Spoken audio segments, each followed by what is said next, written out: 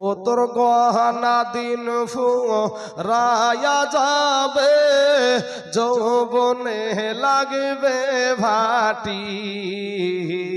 ওই যে দেখো ডাকিতেছে তোমার কবরের মাটি।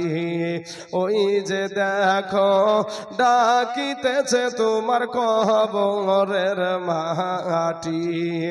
ও তোর গহনা যৌবন ফুরায়া যাবে, যৌবনে লাগিবে ভাটি।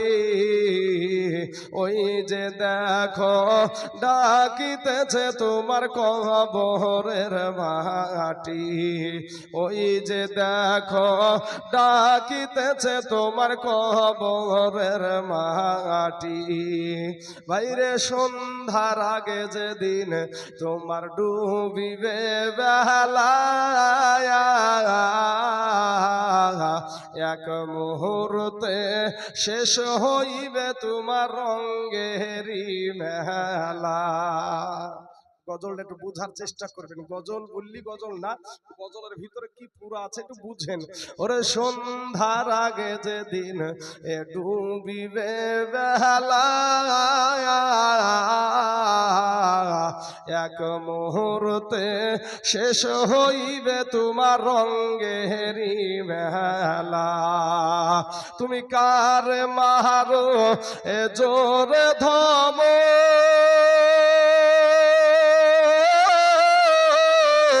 কার মাথায় ভাঙিবা লাঠি। ভাইরে কার মারো এ জোরে ধম, কার মাথায় ভাঙিবা লাঠি। ওই যে দেখো ডাকিতেছে তোমার কবরের মাটি। ওই যে দেখো ডাকিতেছে তোমার কবরের মাটি। বাইরে ঘুইরা মর তুমি এই মায়ারি পিছে,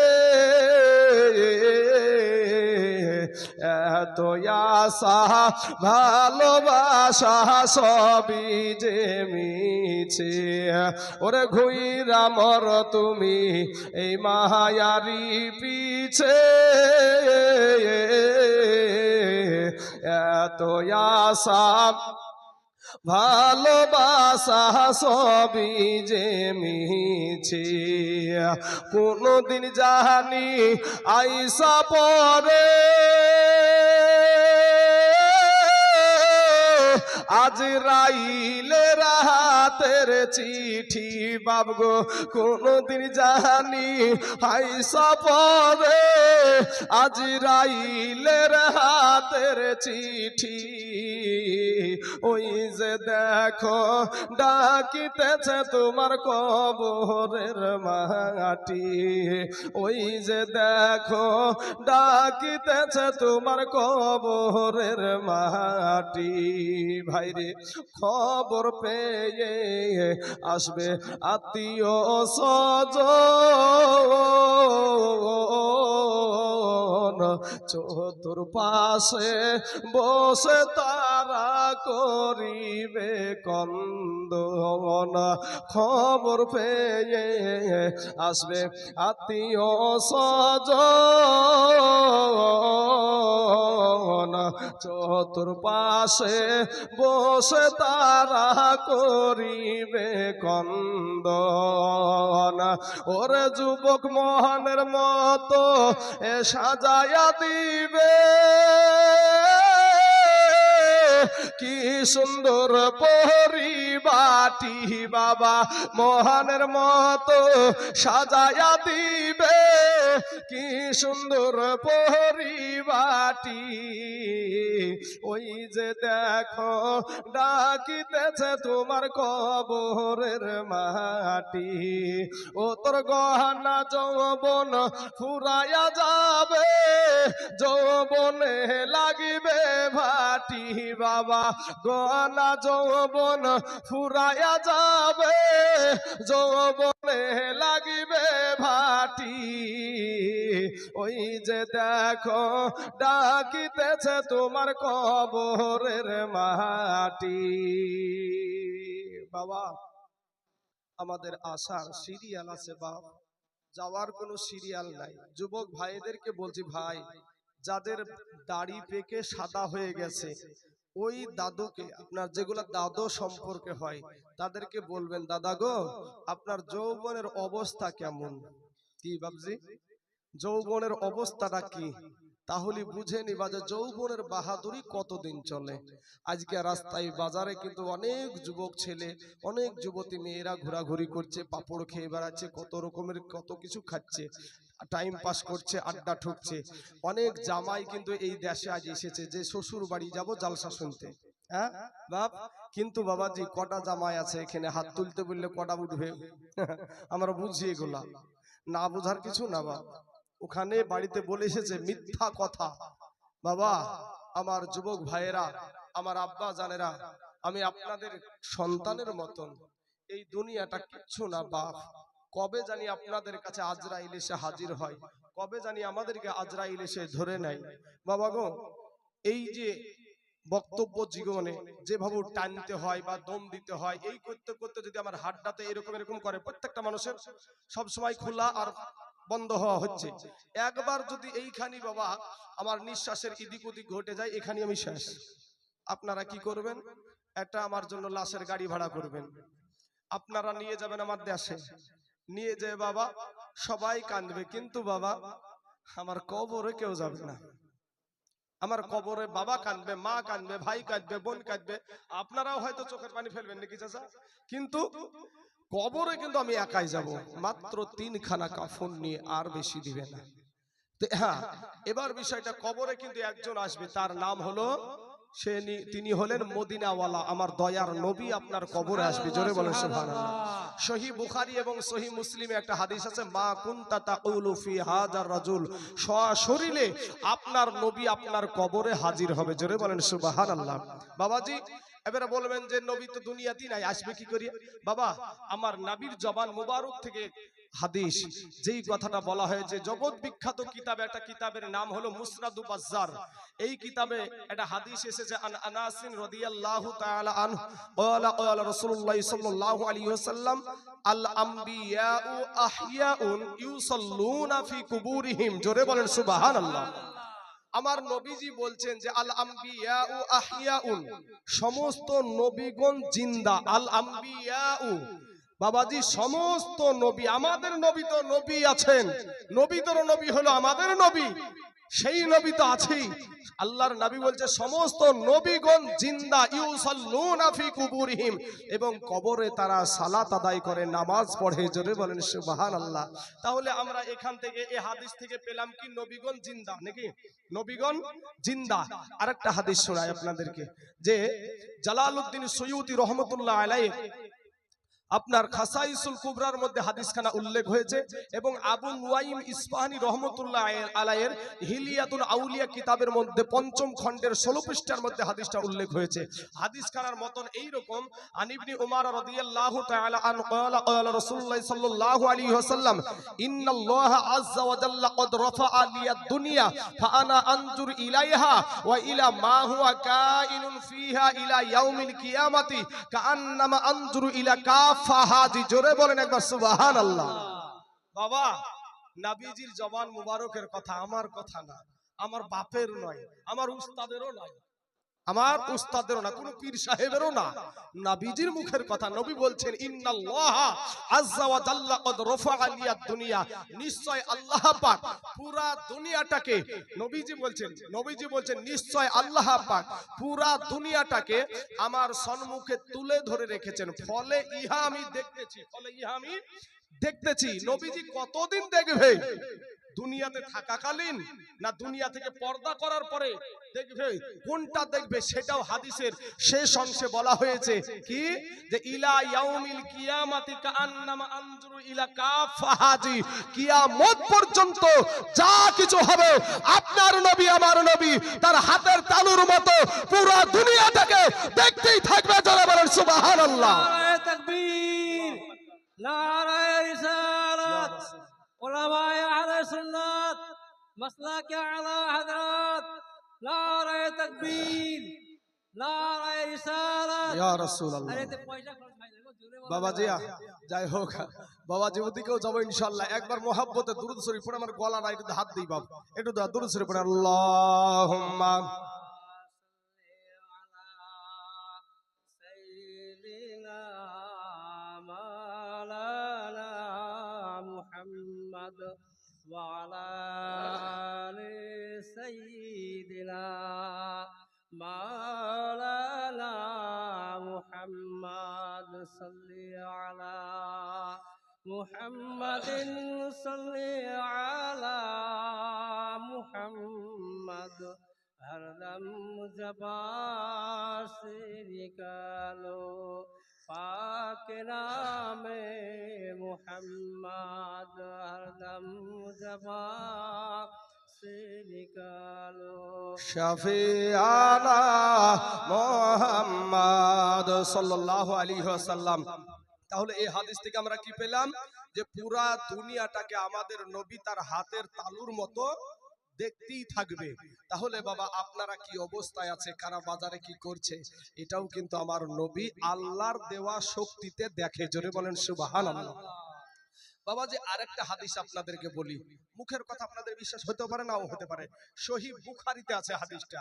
আন তরিক ইবনে সিহাবিন ক্বালা সামি'তু উমর রাদিয়াল্লাহু তাআলা আনহু ইয়াকুলু কামা ফিনা নবী সাল্লাল্লাহু আলাইহি ওয়াসাল্লাম মাকামা ফাআখবারানা আন বাদইল খালকি হাত্তা দাখালা আহলুল জান্নাতি মানাজিলাহুম ওয়া আহলুন নারি মানাজিলাহুম। জোরে বলেন একবার সুবহানাল্লাহ। আমার দয়ার নবীজি বলছেন যে আমার উম্মতের ভিতরে কোন কোন ব্যক্তি জান্নাতে যাবে এবং জান্নাতের কোন মঞ্জিলে থাকবে। নবী একদিন ওয়াজ করছে, সাহাবাদের সামনে ওয়াজ করছে কি যে আমার কোন কোন উম্মত জান্নাতে যাবে এবং জান্নাতের কোন মঞ্জিলে থাকবে, এবং কে কে জাহান্নামে যাবে, জাহান্নামের কোন মঞ্জিলে থাকবে, সেটাও আমার নবীজি বায়ান করে সাহাবাদেরকে শোনায়া দিয়েছে। জোরে বলেন সুবহানাল্লাহ। বোঝা যায় যে কে কে কোন দিকে যাবে সেটাও আমার নবীজি জানে। বাবাজি এবার বলবেন যে শুধু তো হাদিস আছে, কোরআনে কোনো আয়াত আছে নাকি যে নবীজি দেখেন তা? বাবাজি আবরাহা বাদশা কাবা শরীফকে ধ্বংস করতে গিয়েছিল না, যায়নি বাপ? শুনেছেন তো? হ্যাঁ, আবাবিল পাখি দ্বারা রক্ষা করেছিল নাকি? তো বাবা এখানে একটা বিষয় দেখেন, নবীজি যখন মা জননীর গর্ভে, কেউ বলেছে ৪৫ দিন, কেউ বলেছে ৫০ দিন, কেউ বলেছে ৫৫ দিন, যাই হোক বাবা ওই সময়টায় যখন আবরাহা বাদশা যখন কাবাতে আক্রমণ করছে আল্লাহর ঘরে, তো সেই সময় নবীজি মা জননীর গর্ভে ৫৫ দিন পরে দুনিয়াতে আসবে, বা ৪৫ দিন পর দুনিয়াতে আসবে, বা ৫০ দিন পরে দুনিয়াতে নবীজি আসবে। আল্লাহ কোরআনে বলছেন আলাম তারা কাইফা ফাআলা রাব্বুকা বিআসহাবিল ফিল। আপনি একটা বাংলা তরজমা দেখেন গা, ওখানে লেখা আছে এরকম যে আপনি কি দেখেননি, আল্লাহ বলছেন নবীকে, আল্লাহ বলছেন নবীকে আপনি কি দেখেননি যে আবরাহার হস্তি বাহিনীর সাথে আমি কি ব্যবহার করেছি? তাহলে আপনারা কি দেখেননি আমি কোন দিক দিয়ে স্টেজে উঠেছি? তাহলে কে আগে উপস্থিত আছে? আপনারা উপস্থিত আছেন না নাই? বুঝতে পারছেন না বিষয়টা? যে উপস্থিত আছে বলি, আপনারা উপস্থিত আছেন বলি তো আমাকে স্টেজে উঠতে দেখতে পেয়েছেন নাকি ভাই? নাচই তো দেখতে পেতেন না? হ্যাঁ, তাহলে বোঝা যায় নবী আমার মায়ের গর্ভে থাক আর যেখানেই থাক সেখান থেকে নবীজি আল্লাহর দেওয়া শক্তিতে দেখে। জোরে বলেন সুবহানাল্লাহ। আরেকটা ঘটনা আল্লাহ পাক কোরআনে বলেছেন আলাম তারা কাইফা ফাআলা রাব্বুকা বিআদ। আদ জাতিকে আমার আল্লাহ হাজার হাজার বছর আগে আমার আল্লাহ ধ্বংস করে দিয়েছিল। আল্লাহ বলছে আপনি কি দেখেননি, বা আপনি কি দেখেননি, বা আপনি কি নজর করেননি যে আমি ওই আদ জাতিকে কেমন করে সাইজ করেছিলাম? তাহলে নবীজি তখন মায়ের গর্ভেও না, নবীজি তখন বাবাজি আমার আল্লাহ যেই জায়গাতে রাখার সেই জায়গায় রেখেছে, ওখান থেকেই আমার নবীজি ওই আদ জাতির ধ্বংস হওয়াটা দেখেছে। জোরে বলেন সুবহানাল্লাহ। আমার কথা না, আল্লাহর কোরআনের কথা বাপ, আল্লাহর কোরআনের কথা। এই নবী, আজ আমরা সুন্নিরা নাবি নাবি করি বাপ, এই কথাগুলা কিন্তু সমস্ত কথাগুলা কোরআন ও হাদিস থেকে হচ্ছে। একটু অবহেলা করিয়েন না বাবা, একটু অবহেলা করিয়েন না। আজকে আমাদের সমাজে কে বলছে মাটির তৈরি, কে বলছে নূরের তৈরি, কে যে কোন দিক দিয়ে চালাচ্ছে বাবা, যার যেখানে যেই রকম ভাবে চালাতে পারছে। কিন্তু বাবাজি শুধু একটা মানুষ, আপনিও মাটির তৈরি না, আমি যতটুক তালাশ করেছি সরাসরি মাটি থেকে আপনাকে তৈরি করা হয় নাই। একটু কোরআন থেকে বলি, তারপরে আমি জানি সুর শুনতে ভালোবাসে মানুষ, সুর বললে সবার একটু ভালো লাগে, কিন্তু বাবা এগুলা কোরআনের কথা, সুন্দর কোরআনের দলিল সহকারে কথাগুলা একটু শুনেন বাবাজি। একটা আয়াত আছে সূরা সুয়াদের ৭১ নম্বর আয়াত, সূরা সুয়াদ ৭১ নম্বর আয়াত, ইন্নী খালিকুম বাশারাম মিন তিন। আল্লাহ পাক বলছেন নিশ্চয় আমি মানুষ সৃষ্টি করেছি মাটি থেকে। কিসে থেকে? মানুষ সৃষ্টি করেছি মাটি থেকে। এখন আমি বললাম যে আপনারা সরাসরি মাটির তৈরি না, কোরআনে কি একটাই আয়াত আছে না আরো আছে বাপ? আরো আছে, ৬৬৬৬টা কোরআনে আয়াত আছে বাবা। তাহলে আমরা একটা আয়াত পেয়েছি সূরা সুয়াদের ৭১ নম্বর আয়াতে বলা হয়েছে যে ইন্নী খালিকুম বাশারাম মিন তিন, আল্লাহ পাক বাশার সৃষ্টি করেছে মাটি থেকে। এখন এই মাটি দিয়ে কাকে সৃষ্টি করা হলো? আপনাকে, আমাকে, নবীকে? না আমাদের নবীকে, না বাবাজি ঈসা নবীকে, না মুসা নবীকে, না আদম নবীকে? এবার আপনি এই আয়াতের যখন তরজমা দেখতে যাবেন, আয়াতের যারা তাফসীর কারক, কোরআনের যারা ডুভুরি, এরা এই আয়াতের তরজমা করছে। যেমন আহলে সুন্নাত ওয়াল জামায়াতের যতগুলা তাফসীর আছে, তাফসীরে জালালাইন, তাফসীরে বাগবী, তাফসীরে ইবনে কাসির, বাবা তাফসীরে বাইজাবি, যত আহলে সুন্নাত ওয়াল জামায়াতের যত তাফসীর আছে সব তাফসীরে বলা হয়েছে ইন্নী খালিকুম বাশারাম মিন তিন, এই মাটি দ্বারা আপনাকেও না আমাকেও না, আমাদের আদি পিতা হযরত আদম নবীকে সৃষ্টি করা হয়েছে, সরাসরি মাটি দিয়ে সৃষ্টি করেছে। জোরে বলেন সুবহানাল্লাহ। আদম নবীকে কি দিয়ে সৃষ্টি করেছে আপনারা তো জানেন, হ্যাঁ? তাহলে কোরআনের সাথে মিলছে না? মিলছে না? কোরআন আপনারাও জানেন বাবা, এমনি শোনা লোক, শোনা মুখে শুনেছেন যে আদম নবীকে মাটি থেকে সৃষ্টি করেছে। কোরআনও বলছে যে মাটি থেকে সৃষ্টি করেছে, তাফসীর কারকগণ বলছে মাটি থেকে আদম নবীকে সৃষ্টি করেছে। বাবাজি এরপরে তাহলে আপনি আর আমি কি থেকে সৃষ্টি? ওটাও কোরআনকে জিজ্ঞেস করেন, কোরআনই বলে দেবে আপনি কি থেকে সৃষ্টি। সূরা ফুরকান, সূরা ফুরকান ৫৪ নম্বর আয়াত। কত নম্বর বাপ? ৫৪ নম্বর আয়াত, সূরা ফুরকানের ৫৪ নম্বর আয়াত। ওয়া হুয়াল্লাযী খালাকা মিনাল মাই বাশারান, আমার আল্লাহ বাশার সৃষ্টি করেছে, মানুষ সৃষ্টি করেছে পানি থেকে। জোরে বলেন না একবার সুবহানাল্লাহ। বাপ ওখানে পেয়েছি মাটি থেকে সৃষ্টি করেছে, আর এখানে পেলাম বাবা পানি থেকে। তাহলে কি কোরআনে ভুল আছে নাকি বাপ? কোরআনে কেউ যদি মনে করে যে ভুল আছে, ঈমান থাকবে?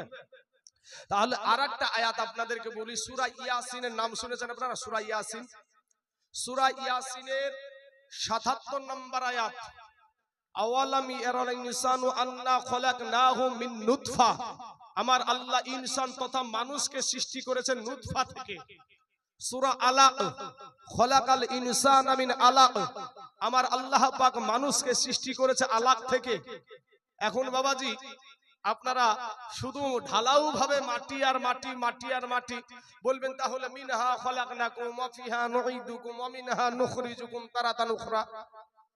এই আয়াতের তাফসীর আমাদের চাইতে নবীজির যে চাচাতো ভাই তাফসীরে আব্বাস, উনার চাইতে কি আমরা কোরআন বেশি বুঝি বাপ?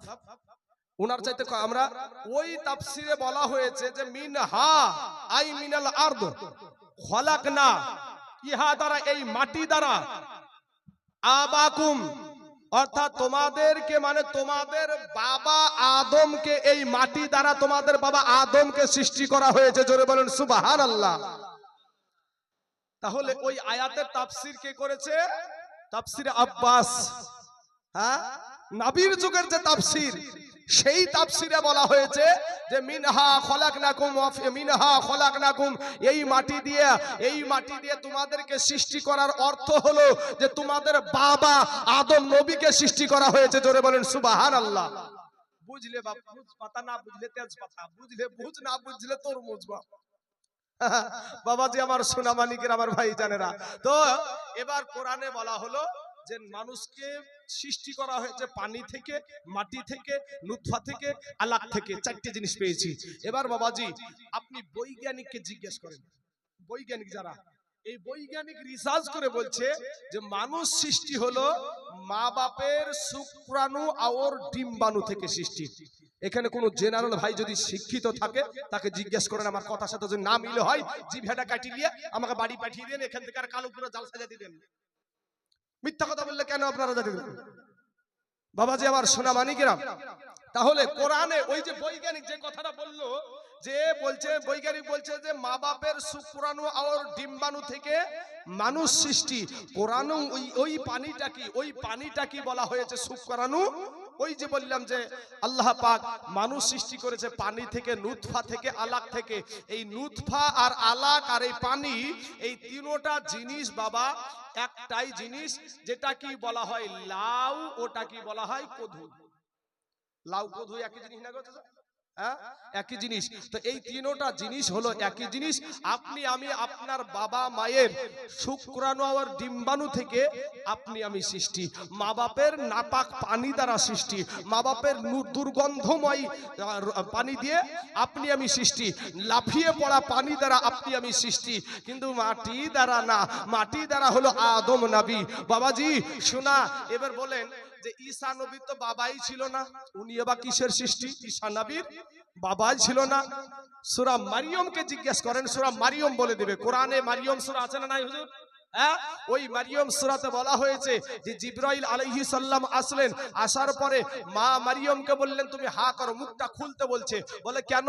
বলে তোমার ভিতরে সন্তান দেওয়া হবে। বলে আমার তো বিবাহ হয় নাই, আর যদি আমার পেটে সন্তান আসে তাহলে তোমাকে কলঙ্কিনী বলবে। বলে মানুষ কি বললো তা দেখে লাভ নাই, আল্লাহ যেটা চাই সেটাতে তুমি খুশি না বেজার? বলে আল্লাহ যেটা চাই সেটাতে আমি খুশি। অতএব কি করলেন? মুখ খুলে দিলেন, অমনি জিবরাইল ফু দিলেন, অর্থাৎ বাহ্যিক দৃষ্টিতে ফু দ্বারা আর ডাইরেক্ট রূহ দ্বারা আমাদের ঈসা নবী সৃষ্টি। জোরে বলেন সুবহানাল্লাহ। বাবাজি তাহলে একটা পেলাম পানির তৈরি, নুতফার তৈরি, আর একটা পেলাম মাটির তৈরি, একটা পেলাম ডাইরেক্ট রূহ থেকে সৃষ্টি। আর একটা বলি আপনাদেরকে, আপনারাও জানেন এটা, মা হাওয়া কিসে থেকে সৃষ্টি করেছিল আল্লাহ? বাম দিকটা নরম, আদম নবীর বাম দিকটা নরম বাঁকা হাড্ডি থেকে সৃষ্টি করেছিল। হ্যাঁ মুসলমান বাবাজি আমার ভাই জানেরা, এবার আপনাদেরকে কিন্তু যখন আপনি এভাবে দলিল দিবেন তখন আপনাকে কি বলবে জানেন? তারা আবার যুক্তি দেখাবে। কি যুক্তি? অনেকে যুক্তি দেখাবে যে মাটিতে ধান লাগাইলাম, কি লাগাইলাম? ধান লাগানোর পরে ধানটা হলো যখন, তখন ধান থেকে কি হয়? চাল হয়, চাল থেকে কি হয়? ভাত হয়। এই ভাত মানুষের পেটে গেল, আর পেটে যাওয়ার পরে ভাতটা হজম হওয়ার পরে ওটা রক্ত হলো, আর রক্ত থেকে আবার বীর্য তৈরি হলো। ওই বীর্য নারীর পেটে গেল, আর নারীর পেটে যাওয়ার পরে সন্তান জন্ম নিল। তাহলে মাটিই তো হলো। যুক্তি বুঝতে পারছেন না? কত বড় যুক্তি দেখেন, যে ধান লাগাইছে মাটিতে, ওখান থেকে চাল হলো, ওখান থেকে আবার ভাত হলো, ভাত থেকে ভাত খাওয়ার পরে রক্ত হলো, ওই রক্ত যাই কি হলো? বীর্য হলো। তাহলে মাটি তো হলো। বেটাকে বলবেন তাহলে ভাই এটা তোর যুক্তি না আল্লাহর যুক্তি? তখন বেটার মুখে আর কোনো কথা আসবে না। আমার নবী পাক সাহেবে লাউলাক সম্পর্কে আর দুইটা একটা কোরআনের আয়াত আর একটা হাদিস বলবো বাবাজি শোনা। আল্লাহর কোরআনে বলা হয়েছে কদ জাআকুম মিনাল্লাহি নূরুন ওয়া কিতাবুম মুবিন, আল্লাহর তরফ থেকে আমাদের কাছে একটি নূর এবং একটি কিতাব এসেছে।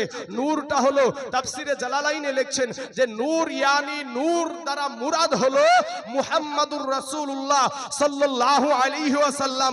অতএব বাবাজি তাফসিরে জালালাইন, যে তাফসিরে জালালাইন যিনি লিখেছেন সেই বাবা জালালউদ্দিন সুয়ুতি রহমাতুল্লাহ আলাই একটা নয় দুটো নয় 2 লক্ষ হাদিসের হাফেজ ছিলেন। জোরে বলেন সুবহানাল্লাহ।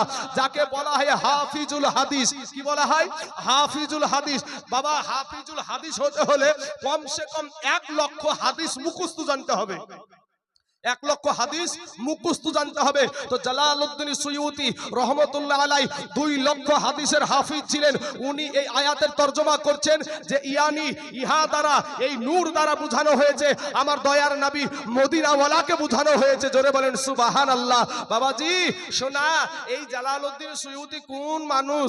কে ইনি? বাবাজি আজকে ভারতবর্ষের জমিনে যত আপনার ভারতবর্ষের সরকারি যতগুলো হাই মাদ্রাসা আছে সব হাই মাদ্রাসায় ইনার তাফসির তাফসিরে জালালাইনকে আপনার গ্রহণযোগ্য কিতাব হিসাবে পড়ানো হয়, ও বাবাজি সেই তাফসিরকেও প্রাধান্য দেওয়া হয় না মুসলমান বাবাজি আমার ভাই জানেরা।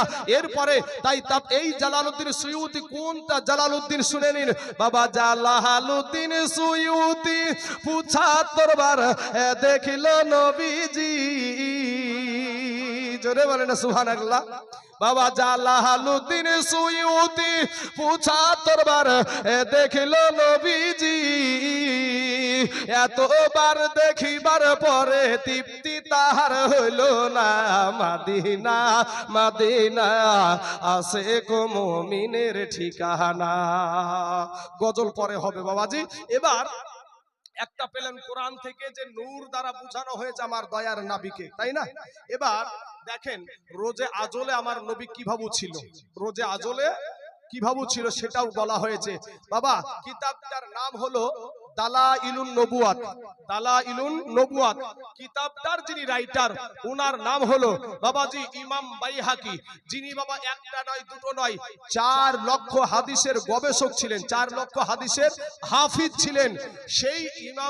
সেই ইমাম বাইহাকি ওনার ওই দালাইলুন নবুয়াত কিতাবের 2218 নম্বর হাদিসের মধ্যে বলেছেন, আন আবি হুরায়রা রাদিয়াল্লাহু তাআলা আন ক্বালা ক্বালা রাসূলুল্লাহ সাল্লাল্লাহু আলাইহি ওয়াসাল্লাম ইন্নাল্লাহা আযজা ওয়া জাল্লা আদামা খায়য়ারা লি আদাম বানিহি ফাজাআলা ইয়ারা ফাদাইলা বা'দি মালা বা'দ ক্বালা ফারানি নূরান সাদিয়ান ফি আসফালিহিম ফাকালা ইয়া রাব্ব মান হাযা ক্বালা হাযা ইবনুকা আহমদ ওয়াল আউয়ালু ওয়াল আখিরু ওয়া হুয়াল আউয়ালু শাফিঈ। জোরে বলেন একবার সুবহানাল্লাহ। বিখ্যাত সাহাবী হযরতে আবু হুরায়রা রাদিয়াল্লাহু তাআলা আনহু বর্ণনা করছেন, নবী একদিন ওয়াজ করছেন, ওয়াজ করতে করতে নবীজি বলছেন যে আদম নবীকে যখন সৃষ্টি করা হলো, তো আদম নবীকে সৃষ্টি করার পরে আদম নবীকে আপনি কোন ইজ্জতের হবেন, আমি কেমন ইজ্জতের হব, আমার সম্মানীয় সভাপতি সাহেব কেমন ইজ্জতের হবে, এই তাকদীরগুলা আদম নবীকে দেখাচ্ছেন। এমন সুমাতে আলা ফারানি নূরান সাতিয়ান, সাতিয়ান শব্দের অর্থ হলো অতি উজ্জ্বল, বেমেসাল, বেনেওয়াজ, যার যার আপনার যার অগাধ সম্পর্কে আল্লাহ ছাড়া কেউ জানে না, সেটা কি বলা হয় সাতিয়ান। এত উজ্জ্বল একটা নূর আমার আল্লাহ আদম নবীকে দেখালেন।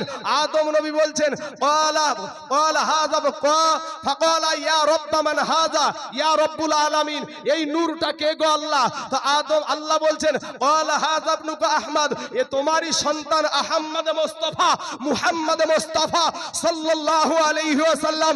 অর্থাৎ আমাদের নবীকে কি রূপে দেখলেন বাপ? কথা বলেন না কেন, কি দেখলেন? অতি উজ্জ্বল একটা নূর দেখলেন। অতি উজ্জ্বল একটা না মাটি? মাটির ব্যবসা ছাড় ভাই, মাটির ব্যবসা ছাড়তে হবে। ডাইরেক্ট ঢালাও ভাবে মাটি, তা আবার মসজিদের মিম্বারে দাঁড়িয়ে বাবা আল্লাহর ঘরে দাঁড়িয়ে ঢালাও ভাবে মাটি, হ্যাঁ বুঝতে পারছেন না বাবা? ঢালাও ভাবে মাটি চালাই ভাই। শোনা যুবক আমার ভাইয়েরা, তো অতি উজ্জ্বল একটা নূর দেখলেন আদম নবী। আদম নবী আল্লাহকে প্রশ্ন করছে যে আল্লাহ ওই নূরটা কে?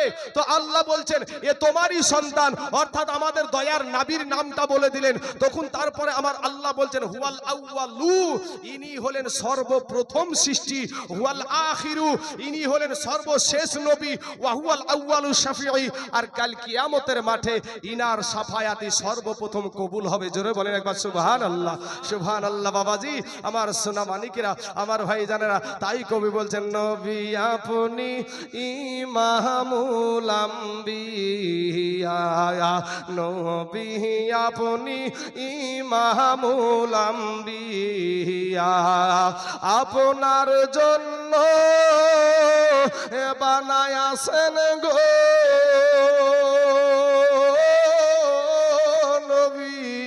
এই সারাটা দুনিয়া গো নবী, নবী আপনি ইমামুল আম্বিয়া, হাজের না হাজের গো নবী, সশরীরে জিন্দা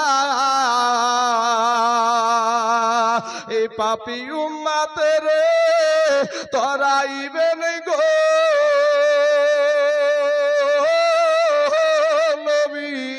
সাফায়াত করিয়া গো নাবি নাবি আপনি ইমামুল আম্বিয়া